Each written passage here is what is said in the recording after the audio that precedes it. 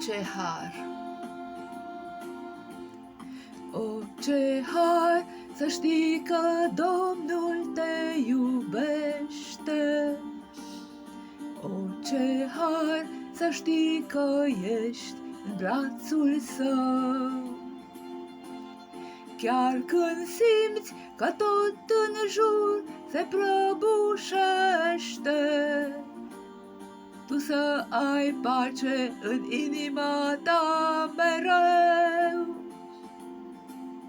Să ai pace în mijlocul necazului tău, să ai pace, căci tu ești fiu de Dumnezeu, când cei din jur te vor privi, cu pacea ta îi vei uimi, fi plin de pace, vei birui.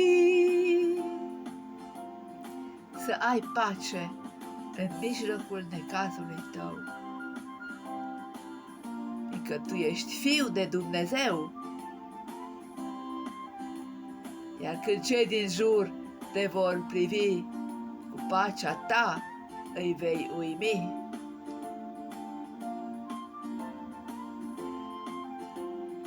Plin de pace vei birui.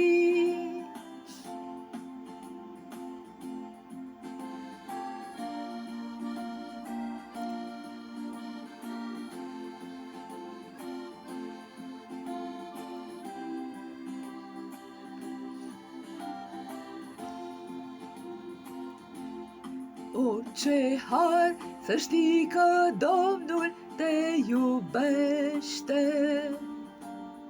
O, ce har să știi că Lui îi aparții!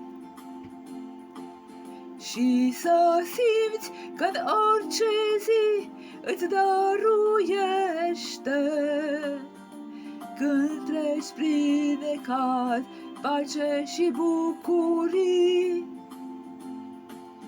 Să ai pace în mijlocul necazului tău, să ai pace, căci tu ești fiu de Dumnezeu, când cei din jur te vor privi, cu pacea ta îi vei uimi, fi plin de pace, vei birui.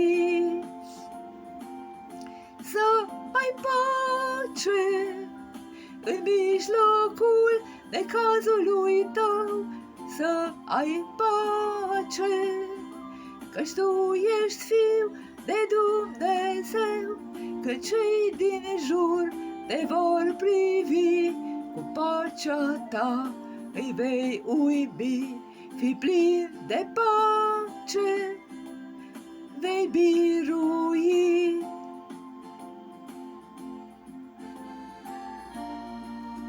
Voi sunteți lumina lumii, spune Domnul ucenicilor. Voi sunteți sarea pământului.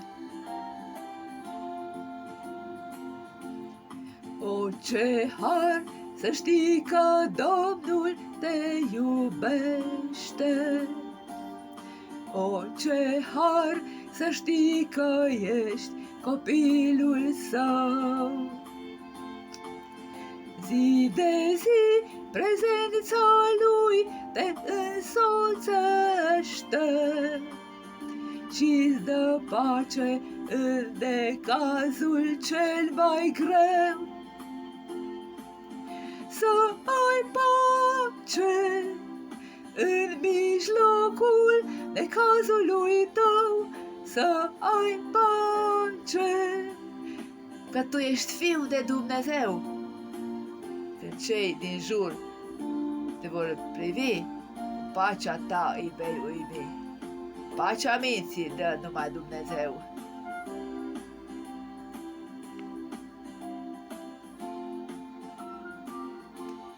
Să ai pace în mijlocul necazului tău, să ai pace, că Tu ești Fiul de Dumnezeu, că cei din jur Te vor privi, cu pacea Ta îi vei uimi.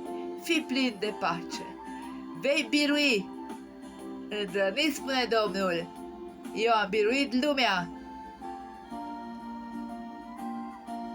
Slavă Domnului, slavă, glorie, cinste, onoare. Eu sunt cu voi până la sfârșitul timpului, spune Domnul. Amin.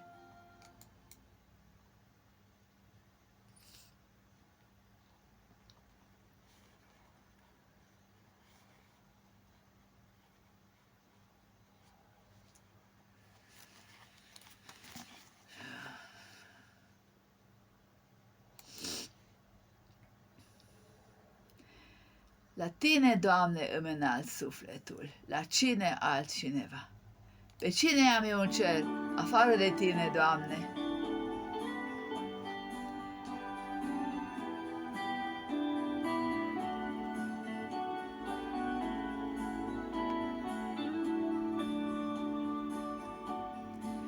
La Tine, Doamne, îmi înalt sufletul, la Tine, Doamne, îmi înalt sufletul.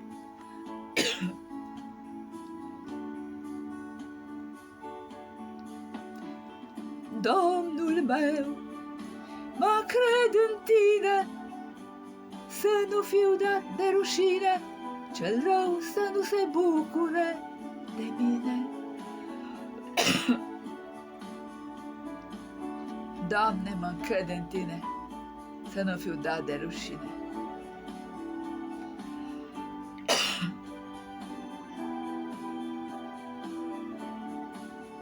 Ce rău să nu se bucure de mine.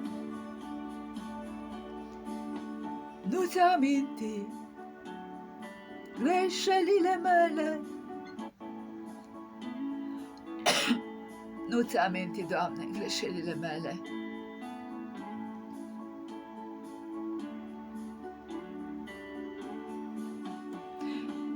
Domnul meu, mă cred în Tine, să nu fiu dat de rușine, cel rău să nu se bucure de mine.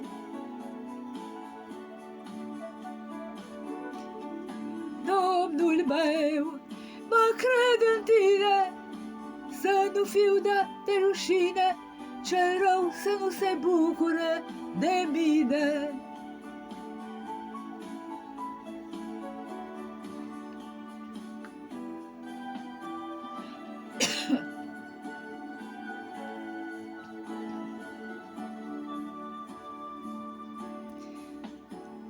Învață-mă cărările Tale,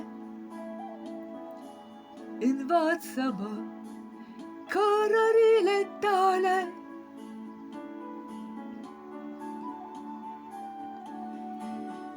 Domnul meu, mă cred în Tine, să nu fiu dat de rușine, cel rău să nu se bucure de mine.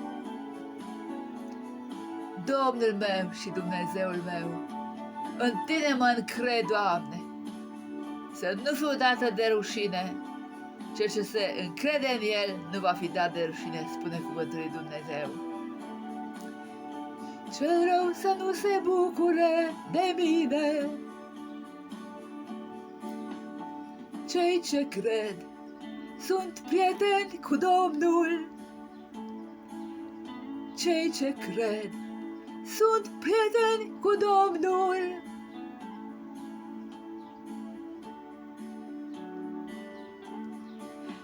Domnul meu, mă cred în Tine, să nu fiu dat de rușine, cel rău să nu se bucure de mine. Domnul meu, mă cred în Tine, să nu fiu dat de rușine, cel rău să nu se bucure de mine. Cel rău să nu se bucure de mine. Domnul Iisus le spune ucenicilor, voi sunteți prietenii mei dacă faceți ce vă poruncesc eu, vă amintiți?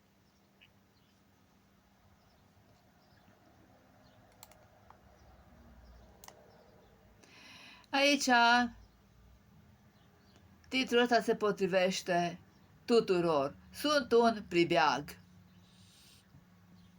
Toții. Spune în Evrei despre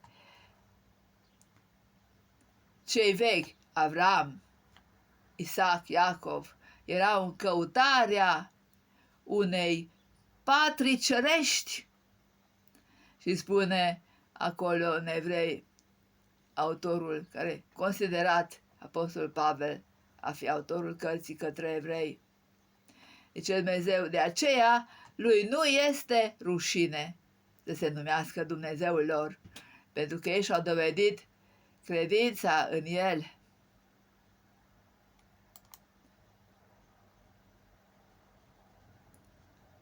Da? Spune despre Avram că el l-a crezut pe Dumnezeu și Dumnezeu i-a socotit aceasta ca neprihănire.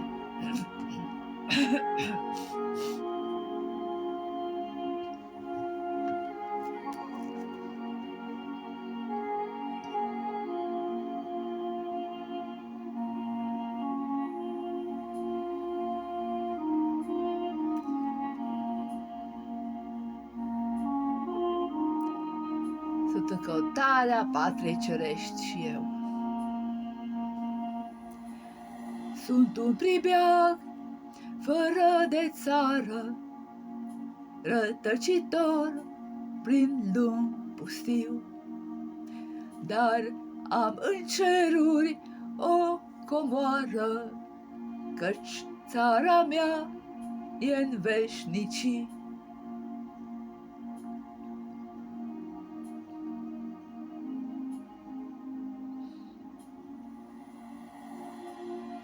Mă-ndrept spre cer să-L văd pe Domnul, să nu mai fiu un pelegrin,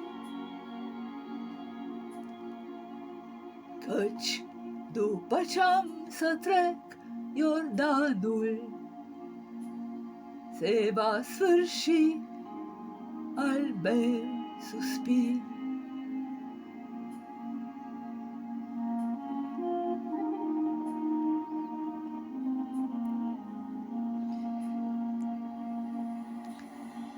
Voi lepăda a mea povară, eliberat de crucea grea. Nădejdea mea nu o să moară și voi intra în odihna sa.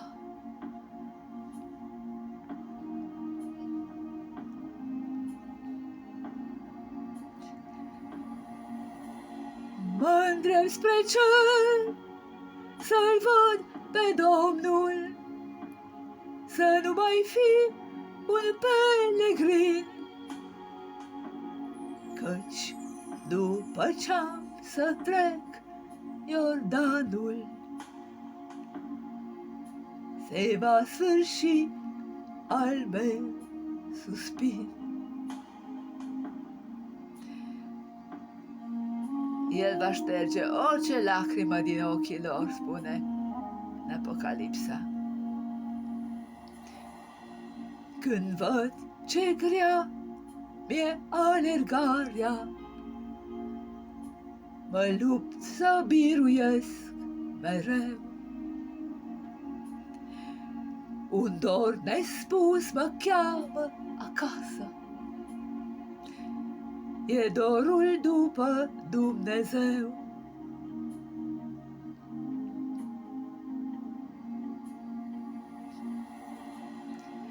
Mă-ndrept spre cer să-L văd pe Domnul, să nu mai fiu un pelegrin, căci după ce-am să trec Iordanul, se va sfârși al meu suspin.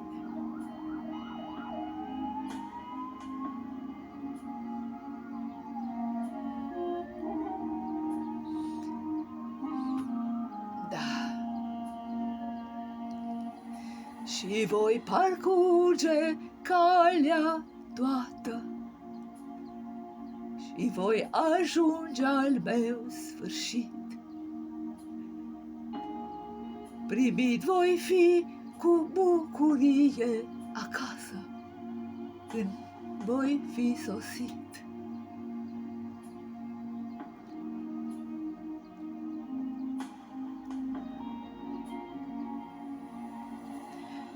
Mă îndrept spre cer să-L văd pe Domnul, să nu mai fiu un pelegrin, căci după ce-am să trec Iordanul, după ce-am să trec Iordanul, se va sfârși al meu suspin.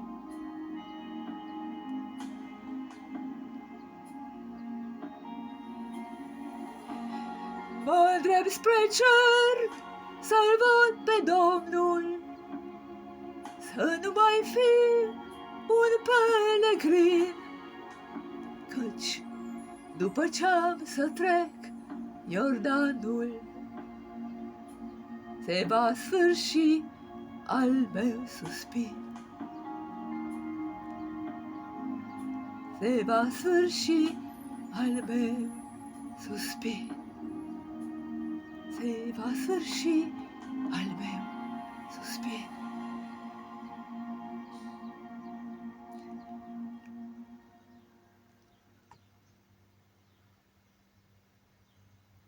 Domnul este cu noi. Îndrăzniți, eu am biruit lumea. Vă amintiți?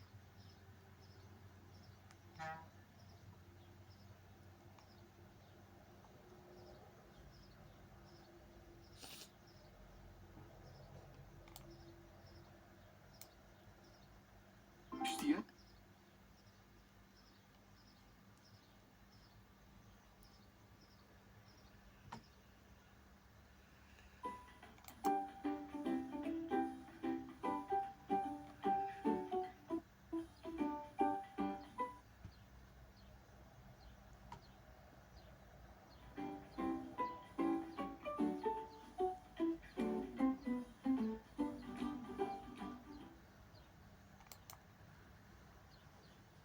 Lăsați că rezolvăm. La Lidl ai Telemed?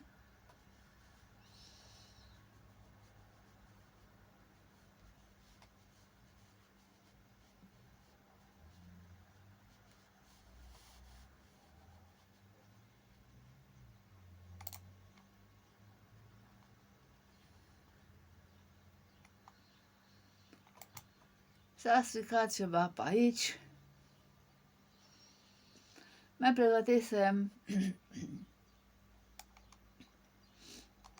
o cântare.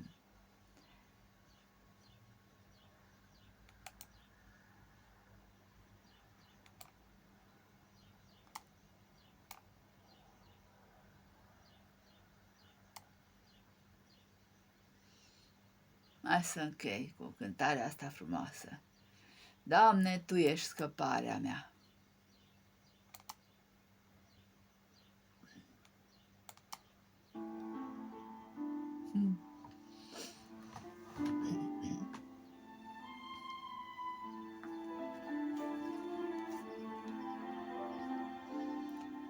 Doamne, Tu ești locul nostru de adăpost.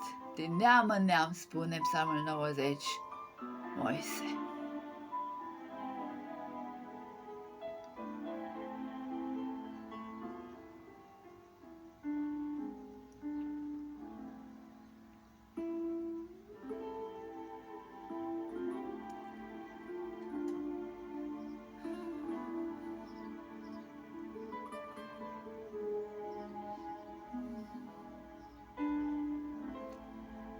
Tu ești scăparea mea,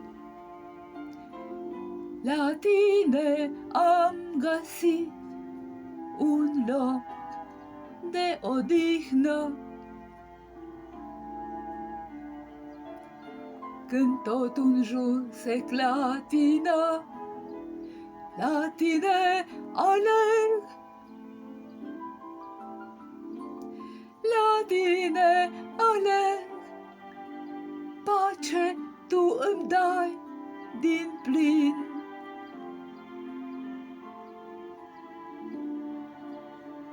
Și îmi ștergi lacrima.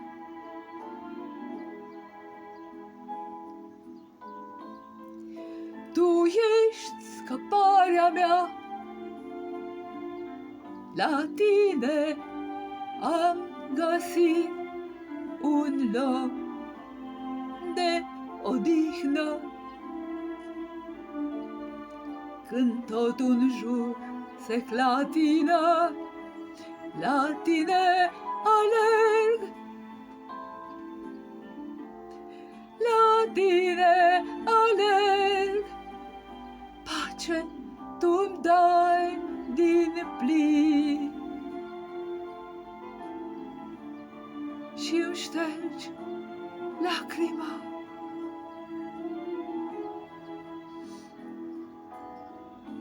Tu ești scăparea mea, la tine am găsit un loc de odihnă.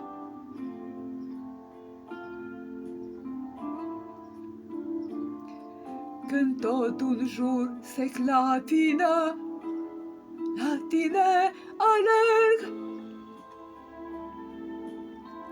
La tine alerg, pace tu îmi dai din plin. Și îmi ștergi lacrima. La tine alerg, la tine alerg, pace tu îmi dai din plin. Și îmi ștergi lacrima. La tine alerg, la tine alerg, pace tu îmi dai din plin. Și îmi ștergi lacrima. La tine alerg.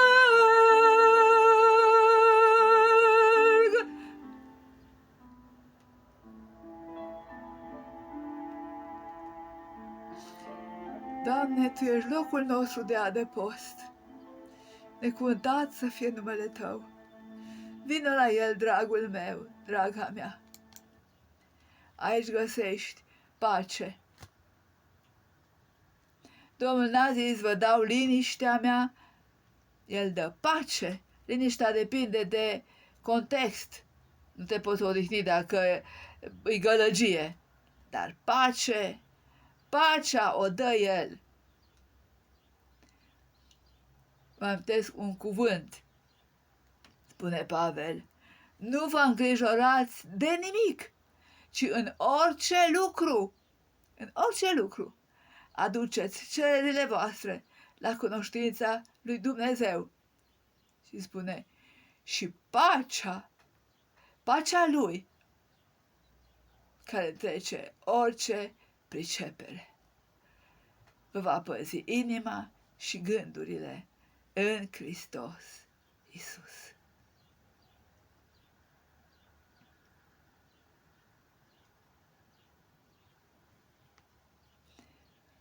Și continuăm citirea cărții Geneza.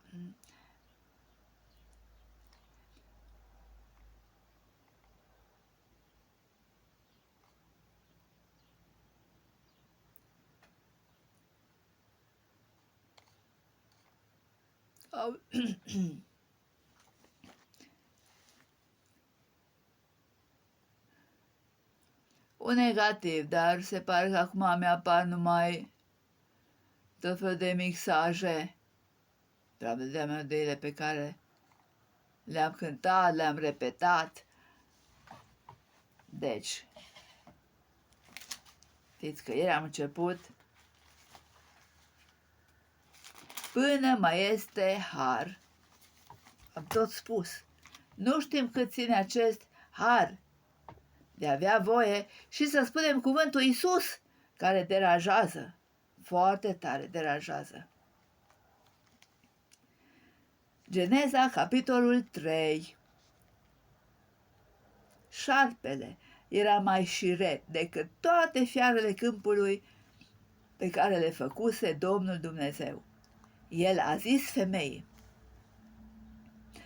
oare, vedeți cum vine diavolul să strecoare îndoiala, oare a zis Dumnezeu cu adevărat să nu mânca din toți pomii din grădină? Femeia a răspuns șarpelui: putem să mâncăm din rodul tuturor pomilor din grădină, dar despre rodul pomului din mijlocul grădinii Dumnezeu a zis să nu mâncați din el, așa și era, și nici să nu vă atingeți de el ca să nu muriți. Atunci șarpele a zis femeii: hotărât că nu veți muri. Dați-mi voi să fac paranteză ca să citeți să vă vedeți ce spusese Dumnezeu omului. Pune Domnul Dumnezeu, recitez câteva versete din capitolul precedent, Geneza, capitolul 2, versetul 15, 16 până 17, da? Domnul Dumnezeu a luat pe om și l-a așezat în grădina Edenului ca să o lucreze și să o păzească. Domnul Dumnezeu a dat omului porunca aceasta: poți să mănânci după plăcere din orice pom din grădină, dar din pomul cunoștinței binelui și răului, deci ăla era la mijloc, da, cum spune femeia, să nu mănânci, căci în ziua în care vei mânca din el, vei muri negreșit. Omul a murit spiritual, a pierdut părtășia cu Dumnezeu. Asta e moartea cea mai dură, când nu mai ai părtășie cu Dumnezeu. Femeia și zice șarpele: hotărât că nu veți muri, dar Dumnezeu știe că ziua când veți mânca din el, vi se vor deschide ochii și veți fi ca Dumnezeu, cunoscând binele și răul. Femeia a văzut că pomul era bun de mâncat și plăcut de privit și că pomul era de dorit ca să deschidă cuiva mintea. A luat deci din rodul lui și a mâncat. A dat și bărbatului ei care era lângă ea și bărbatul a mâncat și el. Atunci li s-au deschis ochii. Au cunoscut că erau goi, au cusut la o altă fruze de smochin și și-au făcut șorțuri din ele. Atunci au auzit glasul Domnului Dumnezeu care umbla prin grădină în răcoarea zilei. Omul și nevasta s-au ascuns de fața Domnului Dumnezeu printre pomii din grădină, ceea ce nu mai făcuseră până atunci. Dar Domnul Dumnezeu a chemat pe om și a zis: unde ești? El a răspuns: ți-am auzit glasul în grădină și mi-a fost frică pentru că eram gol și m-am ascuns.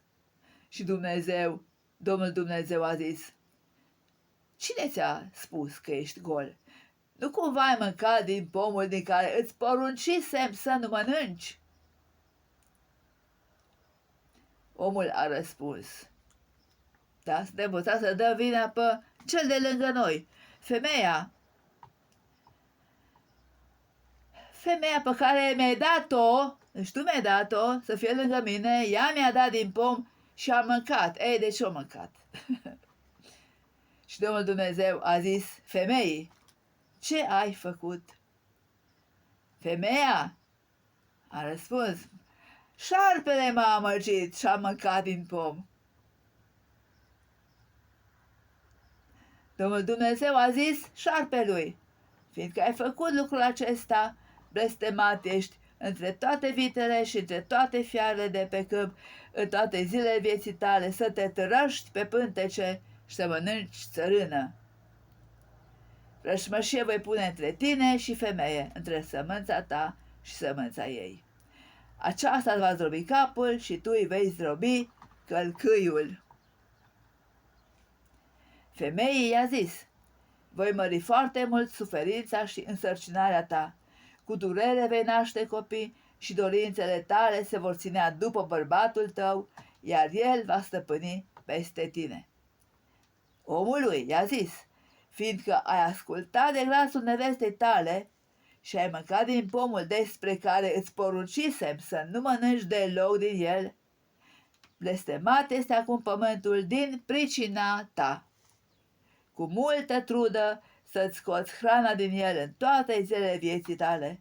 Spii și pălămidă să-ți dea să mănânci iarba de pe câmp. În sudoarea feței tale să-ți mănânci pâinea până te vei întoarce în țărână, căci din el ai fost luat. Da? Știți textul, din păcate, de la mormântări. Țărână ești și în țărână te vei întoarce. Adam a pus nevestei sale numele Eva, scrie la subsol înseamnă viață, căci a fost mama tuturor celor vii. Domnul Dumnezeu a făcut lui Adam și nevestei lui haine de piele și a îmbrăcat cu ele. Deci a jertfit un animal și ei au văzut, au vărsat sânge. Domnul Dumnezeu a zis: iată că omul a ajuns ca unul din noi, cunoscând binele și răul. Să-l împiedecăm, dar acum, nu cumva să își întinde mâna să ia și din pomul vieții, să mănânce din el și să trăiască în veci. De aceea Domnul Dumnezeu i-a izgonit din grădina Edenului ca să lucreze pământul din care fusese luat. Astfel a izgonit el pe Adam. Și la răsăritul grădinii Edenului a pus niște heruvim care să învârtească o sabie învăpăiată ca să păzească drumul care duce la pomul vieții.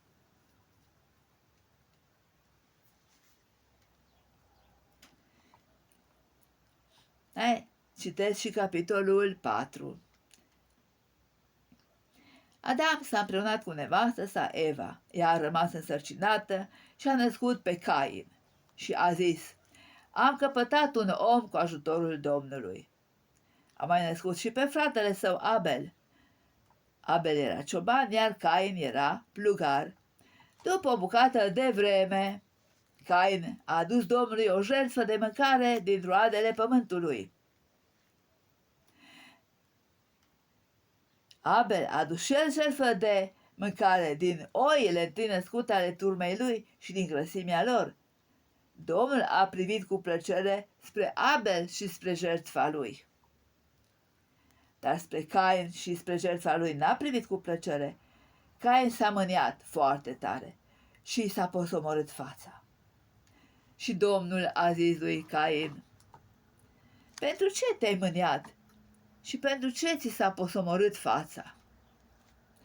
Nu-i așa? Dacă faci bine, vei fi bine primit, dar dacă faci rău, păcatul pândește la ușă. Dorința lui se ține după tine, dar tu să-l stăpânești.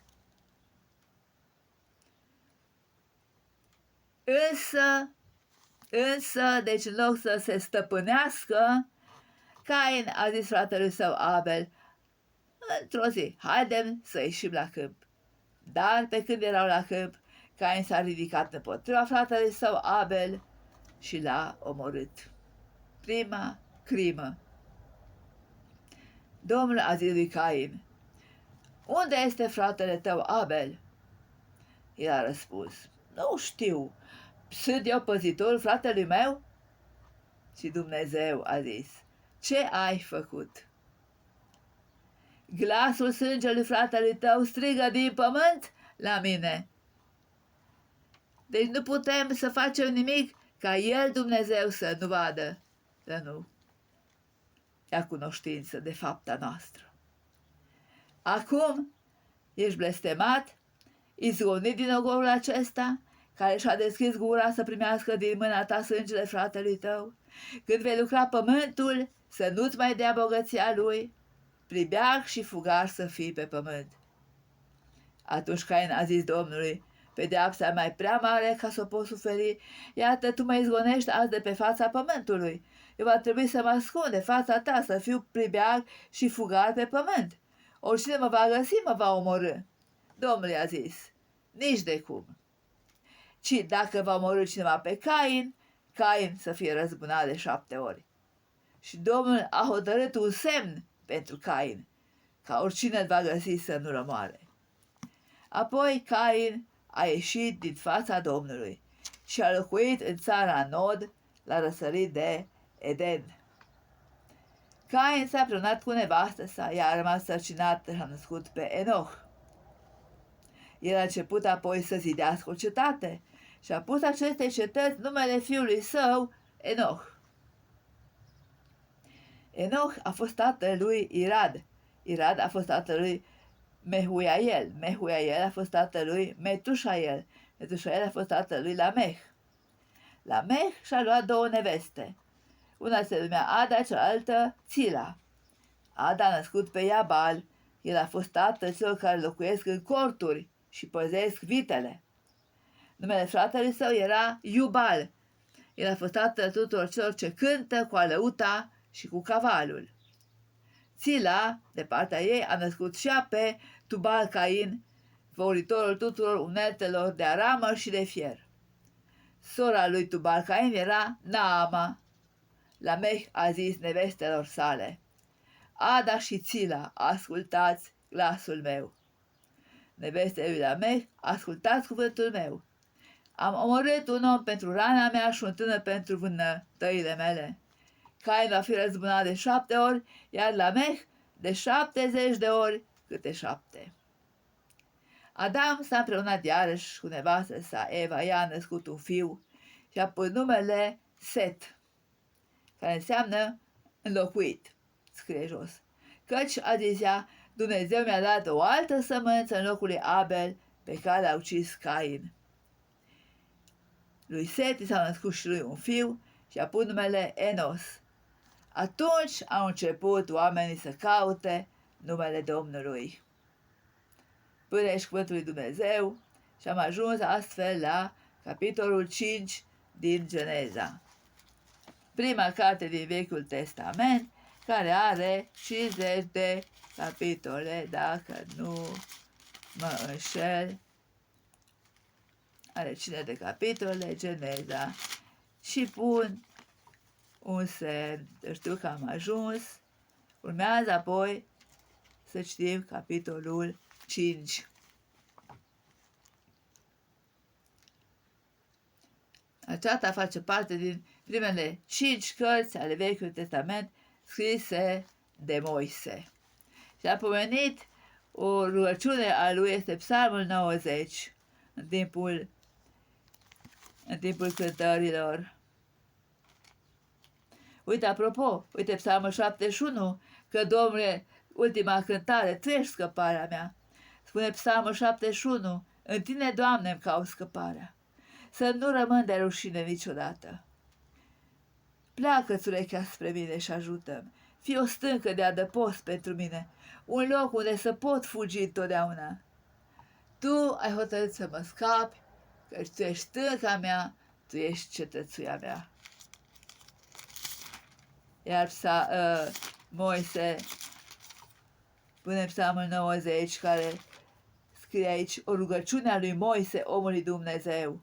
Doamne, Tu ai fost locul nostru de adăpost, din neam în neam. Și citesc acum Psalmul 90. Înainte să se fi născut munții, înainte să se fi făcut pământul și lumea, din veșnicie în veșnicie, Tu ești Dumnezeu. Doamne, Te laud, Domnul meu și Dumnezeul meu. Tu întorci pe oameni în țărână și zici, întoarceți-vă, fii oamenilor.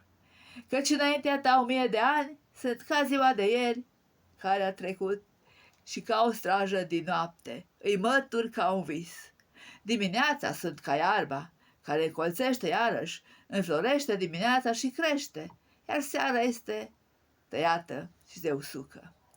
Noi suntem mistuiți de mânia ta, îngroziți de urgia ta. Tu pui înaintea ta nelegiurile noastre și scoți la lumina feței tale păcatele noastre ascunse. Ce eu zis lui Cain? Sângele fratelui tău strigă din pământ la mine. Toate zilele noastre pierd de urgia ta, vedem cum ni se duc ani ca un sunet. Anii vieții noastre se ridică la 70 de ani. Pentru cei mai tari, la 80. Mama 88, un unghi al meu 101. Dar lucrul cu care se mândrește omul în timpul lor, trudă și durere. Își trece iute, iar noi zburăm.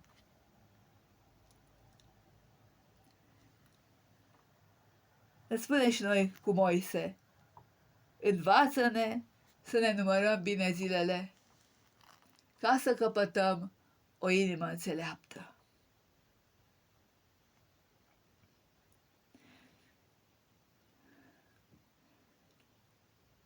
Întoarce-te, Doamne, până când zăbovești, ai milă de robii tăi.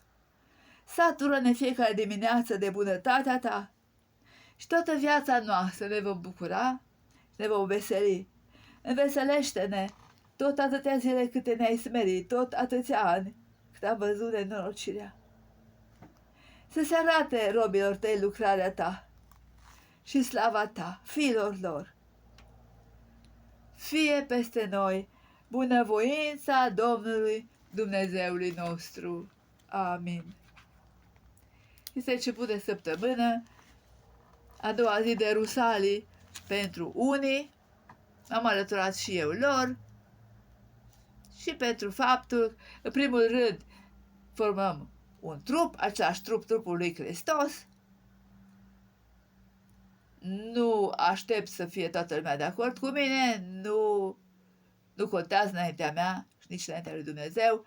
Mă bucur cu frații mei și mai ales că am chiar rude de gradul întâi și nu puține plecate și în state și pe aici până Europa. Vă las, deci este început de săptămână, luni, 20 mai. Și uite că mai este, voi pe calendar că mi-am notat, pe 23 iunie, deci o lună și un pic, până sărbătorim și noi pogorârea Duhului Sfânt.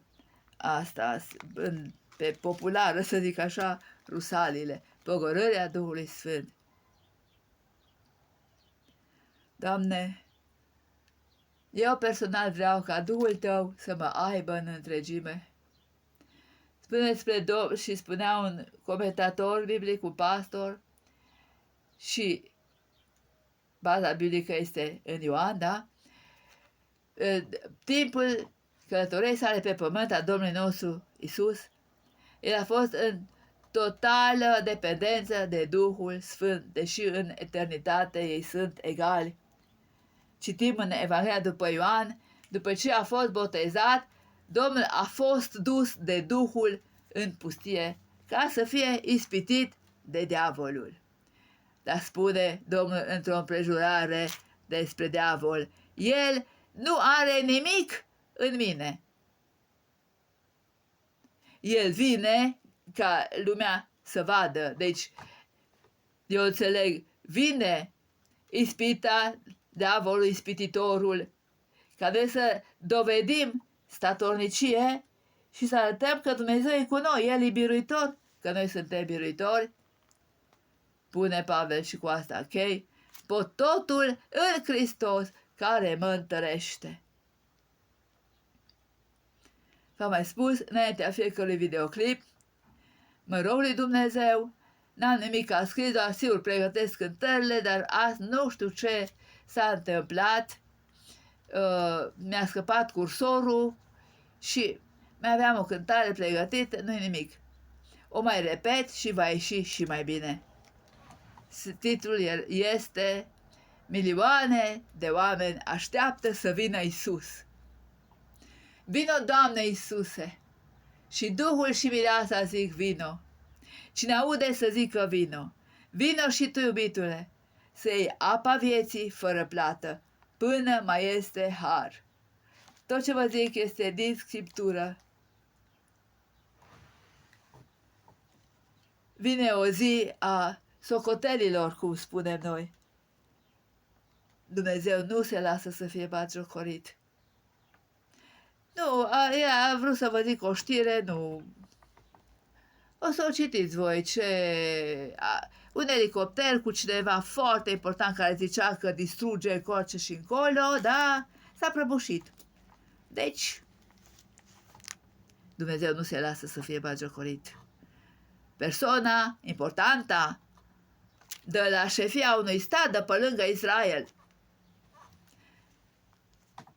Iran. Fiți binecuvântați, dragii mei! Vă iubesc în Domnul, mă rog pentru voi, fiți binecuvântați supranatural întotdeauna.